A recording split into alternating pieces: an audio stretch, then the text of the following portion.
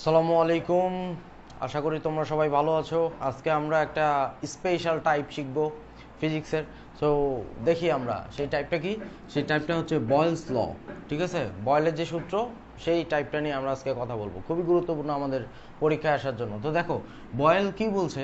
Boil বলছে হচ্ছে যখন তাপমাত্রা স্থির, যখন কোনো গ্যাসের তাপমাত্রা কি থাকবে, স্থির থাকবে এবং নির্দিষ্ট ভরের গ্যাস থাকবে, তখন তার চাপ কি হবে বলতো? চাপটা কিসের ব্যস্তানুপাতিক? আয়তনের ব্যস্তানুপাতিক। বুঝতে পারছো? অর্থাৎ যখন তাপমাত্রা স্থির, নির্দিষ্ট ভরের গ্যাসের আয়তন তার চাপের কি ব্যস্তানুপাতিক। তাহলে এখান থেকে আমরা বলতে পারি ভি সমানুপাতিক 1/p। কেন 1/p? কারণ ব্যস্তানুপাতিক বলছে। কার ব্যস্তানুপাতিক? চাপের ব্যস্তানুপাতিক। কোনটা ব্যস্তানুপাতিক? আয়তনটা ব্যস্তানুপাতিক। ঠিক আছে, তাহলে আয়তনটা চাপের কি ব্যস্তানুপাতিক। তার মানে কি, ব্যস্তানুপাতিক সম্পর্ক মানে আমরা বলি হচ্ছে একটা বাড়লে অপরটা কমবে। অর্থাৎ এ যদি বেড়ে যায়, বি কমে যাবে। ঠিক আছে, তাহলে দেখো ভি যদি বাড়ে, পি কি কি করবে বলো? কমবে। আবার পি যদি বাড়ে তাহলে কি ভি কমে যাবে। বুঝতে পারছো?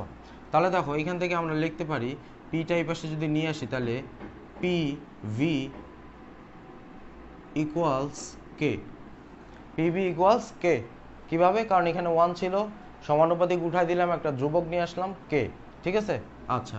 তাহলে প্রথমটার জন্য P1V1 ইকুয়ালস টু কে, দ্বিতীয়টার জন্য যদি আমরা চিন্তা করি তাহলে P2V2 ইজ ইকুয়ালস টু কে। দুইটা সমীকরণ যদি আমরা সমাধান করি তাহলে আমরা পাবো P1V1 ইকুয়াল P2V2। আচ্ছা, P1 কি? P1 হচ্ছে প্রাথমিক চাপ, আদি চাপ, শুরুর দিকের চাপ, অর্থাৎ প্রথম পর্যায়ের চাপ। তাহলে এটা হচ্ছে ফার্স্ট, প্রথম পর্যায়ের চাপ। V1 কি?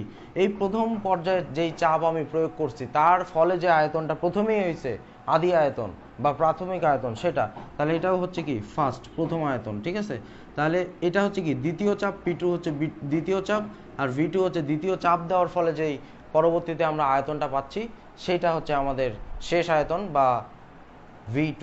বোঝা গেছে? আচ্ছা, তাহলে আমরা সূত্র কি পাইলাম? P1V1 equals to P2V2। এখন তাহলে দেখো আমরা একটা ম্যাথ সলভ করবো। ম্যাথটা হচ্ছে কোনটা? দেখো এখানে একটা টায়ার আছে। ওকে, তো টায়ারটারে আমি কি কাজ করছি? প্রথমে P1 বা প্রথমের চাপ, প্রাথমিক চাপ 2 × 10⁵ নিউটন মিটার ইনভার্স 1 চাপ দিছি, যার ফলে আয়তন ছিল হচ্ছে আমাদের 0.002 মিটার কিউব। এই টায়ারটার ভিতরে যে গ্যাসগুলো আছে সেই গ্যাসগুলোর আয়তন কত ছিল? প্রথমে 0.002। আর পরবর্তীতে আমি আয়তন কি করছি? পূর্বের চেয়ে বলো তো, পূর্বের চেয়ে কমায় ফেলছি। আয়তনটা কি করছি? কমায় ফেলছি। কত করছি? 0.001 মিটার কিউব করে দিছি। তাহলে ওই মুহূর্তে আমাদের চাপের পরিমাণটা কত হবে, অর্থাৎ P2 কত হবে, শেষ চাপ কত হবে। তাহলে বয়লের সূত্র থেকে আমরা কি শিখলাম? আমরা শিখলাম হচ্ছে P1V1 ইকুয়ালস P2V2। তাহলে বলো এখান থেকে আমরা কি বের করব? P2 বের করব। তাহলে P2 দেখো, P2 সাথে কি আছে? V2 গুণ আছে, তাহলে এই পাশে নিয়ে আসলে ভাগ হয়ে যাবে। তাহলে অতএব P2 is equals to P1V1 divided by হচ্ছে V2। P1 এর মান কত? 2 × 10⁵। V1 এর মান কত? 0.002 ডিভাইডেড বাই V2 কত? V2 হচ্ছে 0.001। এটা হিসাব করলে আমরা পাবো 4 × 10⁵ নিউটন মিটার ইনভার্স 1। অর্থাৎ শেষ চাপ কত? শেষ চাপ হচ্ছে 4 × 10⁵ নিউটন মিটার ইনভার্স 1। ঠিক আছে, আচ্ছা দেখো দ্বিতীয় একটা স্পেশাল টাইপ আমরা শিখবো। সেই স্পেশাল টাইপটা হচ্ছে দেখো এরকম একটা মাছ। এই হ্রদের মধ্যে একটা মাছ আছে, এটা হচ্ছে একটা হ্রদ অথবা একটা পুকুর। এই মাছটা কি কাজ করছে?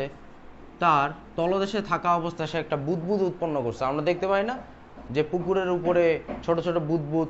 তখন আবার আমরা চিন্তা ভাবনা করি যে হয়তো বা এখানে বড় কোনো মাছ আছে যার কারণে বুদবুদ উঠতেছে। তো ঠিক তেমনই একটা বিষয়।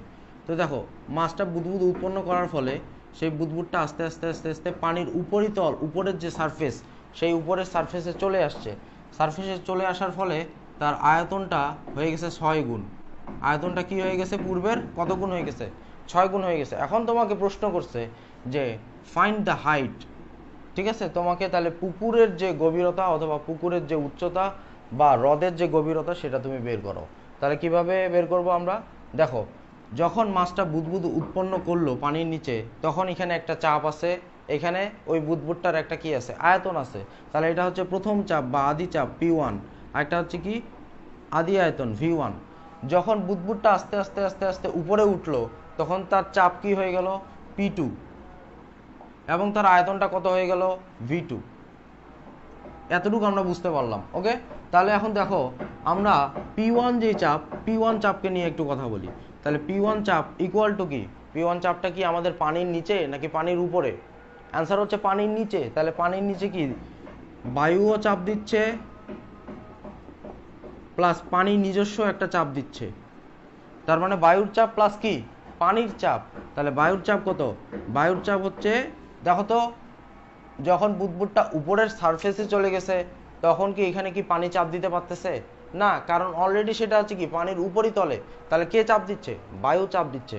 তার মানে সেটা হচ্ছে বায়ুর চাপ। বায়ুর চাপ কত? P2 প্লাস, দেখো তো পানির চাপ আমরা ছোটতে কি পড়ছিলাম? পানির চাপ equal to H rho G। পানির ভিতরে চাপ আমরা কত পড়ছি? H rho G পড়ছি। তাহলে A1 ইকুয়ালস টু আমরা পারলাম P2 plus H rho G। ওকে, তাহলে এখন দেখো V1 ইকুয়ালস টু আমরা ধরলাম V।